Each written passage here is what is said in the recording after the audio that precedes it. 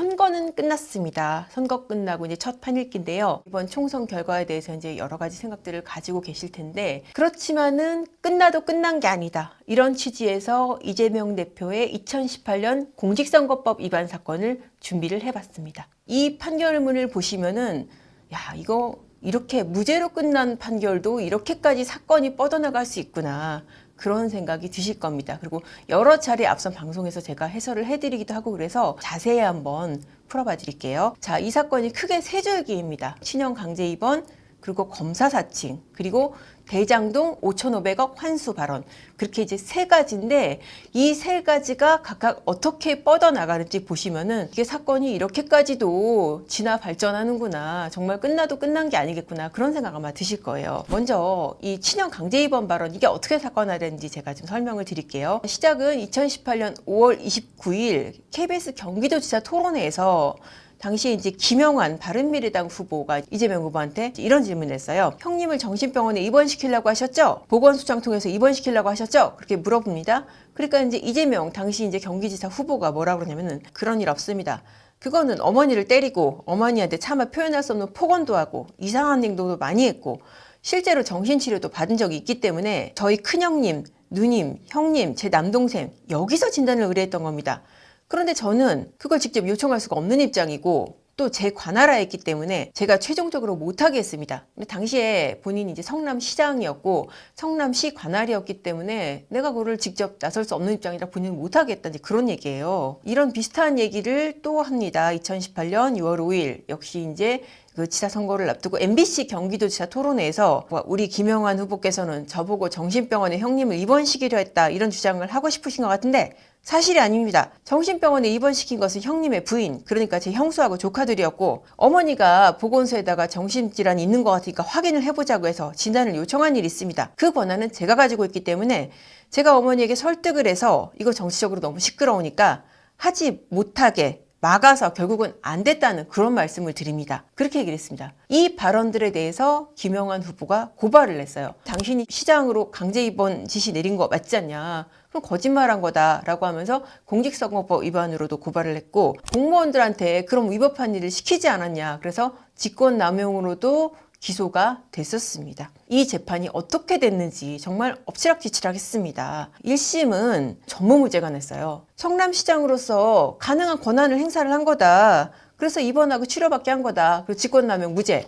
그리고 토론회에서 발언이 허위인지 그 부분에 대해서도 아이고 전반적으로 봤을 때 이거 허위라고 보기 어렵다.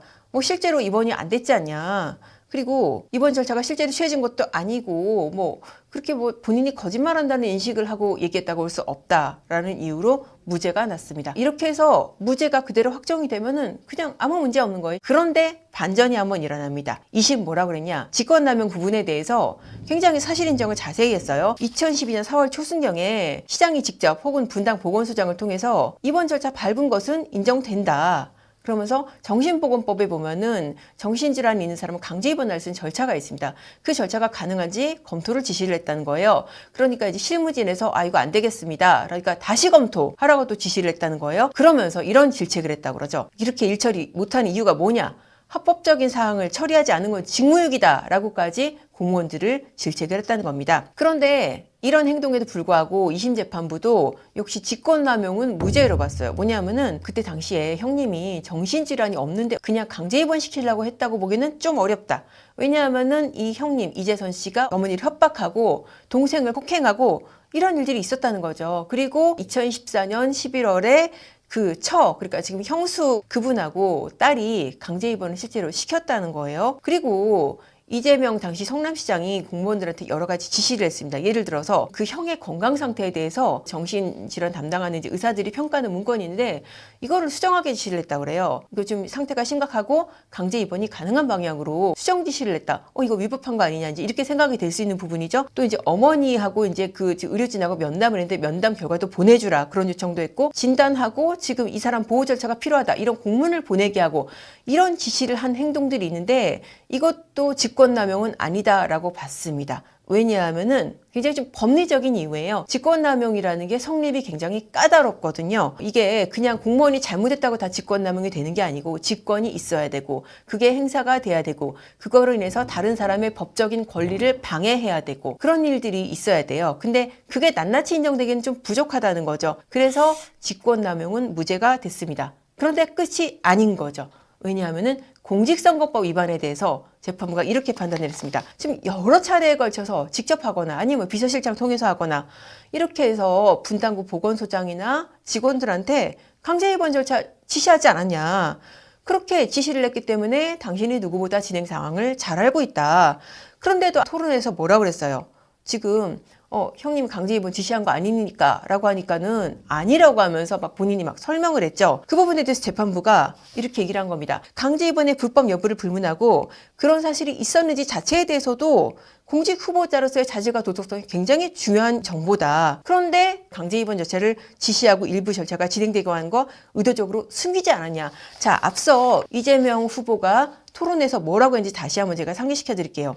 그런 일 없습니다. 어머니를 때리고 폭언도해서 큰형님, 누님, 형님 이런 사람들을 의뢰했다고 그랬죠. 그리고 본인은 어떻게 했다고 그랬어요? 그거 말렸다고 그랬죠. 중지시켰다고 그랬죠.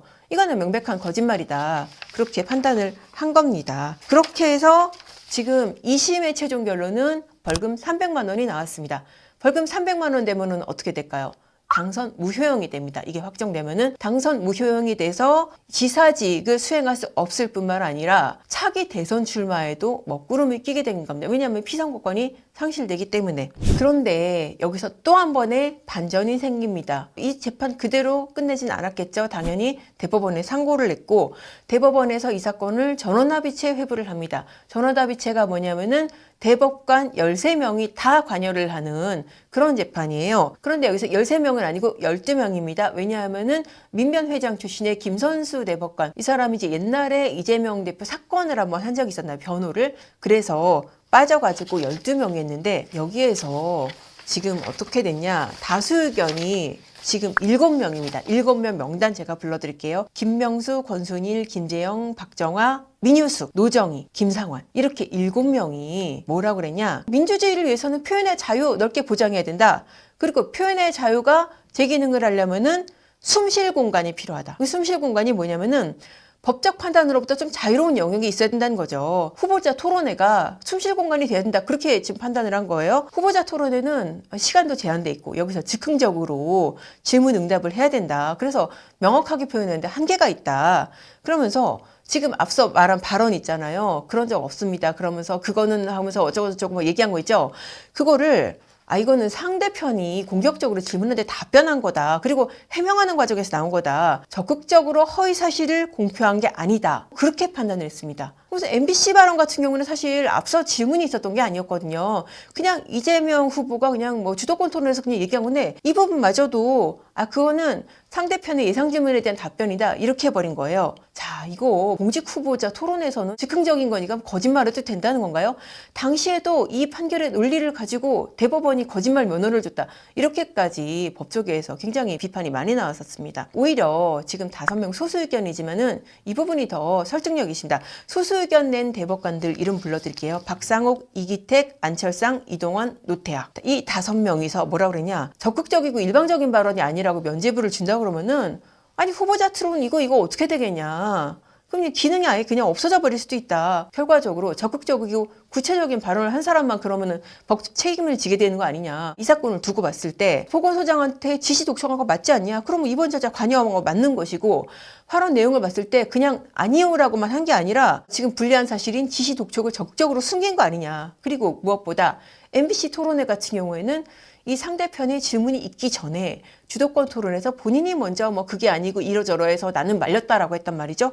이거는 적극적이고 일방적인 것이다. 다수 의견의 논리에 따르더라도 이거는 유죄다라고 그렇게 한 겁니다. 이 논리가 어떠세요? 여러분이 보시기에 더 타당하지 않나요? 본인이 지시하고 그렇게 독촉한 거 맞는데 이 부분에 대해서 단순히 아니오라고 한 게 아니잖아요. 누가 이번은 취지됐고 나는 말렸다. 이건 거짓말 아닙니까? 그런데 어쨌든 7대5 사실 정말 크지도 않아요. 그렇게 아슬아슬한 차이로 지금 무죄가 다수가 돼서 파기환송이 됐습니다. 그래서 결국 파기환송심에서 무죄가 확정이 됐습니다. 이 판결로 이재명 당시 경기지사가 정치적으로 기사회생한 거죠. 그리고 이제 여러분들이 다 아시는 대로 2022년 대선에도 출마를 하게 된 겁니다. 이때 당시만 해도 아주 이상한 판결이네. 뭐 저게 말이 돼? 그렇게 대법원 판결에 대한 비판만 있었어요. 그런데 저 뒤에 대장동 수사가 시작되면서 정말 그야말로 놀라운 반전이 벌어집니다. 숨 쉴 공간, 이게 좀 있어 보이잖아요. 그럴듯해 보이는 논리인데 그 논리는 이제 권순희 대법관이 만들었다. 그런 소문이 이제 법원 주변에도 파다했었거든요. 무죄 논리를 권순일 대법관이 주도했다. 그런 얘기를 또 많이 했었고, 물론 본인은 부인합니다. 나는 그냥 여러 명 중에 한 명일 뿐이다라고 하지만은 어쨌든 그런 소문이 많이 있었는데 대장동 수사 과정에서 뭐가 밝혀졌냐? 권순일 대법관이 2020년 9월 퇴직하고 나서 화천대유 대장동 사업자 김만배 씨가 실소유진 회사잖아요. 여기 고문으로 취업을 한 거예요. 그래서 월 1,350만 원씩 1억 5천만 원의 자문료를 받은 겁니다. 더 놀라운 것은 이 사건 판결의 즈음에서 김만배 씨가 바로 권순일 대법관실을 드나들었다는 것이죠. 2020년 7월 16일 날 판결이 있었습니다. 그런데 2019년 7월 16일부터 2020년 8월 21일 그 사이에 권순일 대법관실에 8번을 드나들었다는 겁니다. 시기상으로 봤을 때 자, 이거 전원합의체 회부됐다고 그랬죠? 그 다음 날 2020년 6월 16일 갑니다. 자, 선고 나죠? 선고 다음 날 2020년 7월 16일에도 갑니다. 너무 이상하죠. 근데 여기에 대해서 김만배 씨가 뭐라고 했는지 아세요? 왜 드나들었어요? 라고 하니까 그때 내가 저기 뭐 후배 법조팀장들도 만나야 되고 저기 저 대법원에 이발관도 드나들었다. 대법원에 이발관을 드나드는데 대법관 이름을 적습니까? 이건 너무 상식적으로 지금 말도 안 되는 해명인 거죠. 그런데 어쨌든 너무나 큰 사건인데도 불구하고 아직까지 제대로 전모가 드러나지 않고 있어요. 자, 이 의혹의 핵심이 뭡니까? 대장동 사업의 업자들하고 권순일 대법관하고 사이에 재판 거래가 있었는지 그 여부잖아요. 이른바 50억 클럽 명단, 그 명단의 하나로 권순일 대법관이 포함이 돼 있습니다. 왜 앞서 그 재판 거래라고 해서 양승태 전 대법원장 이런 사람들 기소됐잖아요. 이 사건하고는 비교가 안 되는 거예요. 정말 이게 사실이라면은 정말 법원 문 닫아야 될 중요한 사안입니다.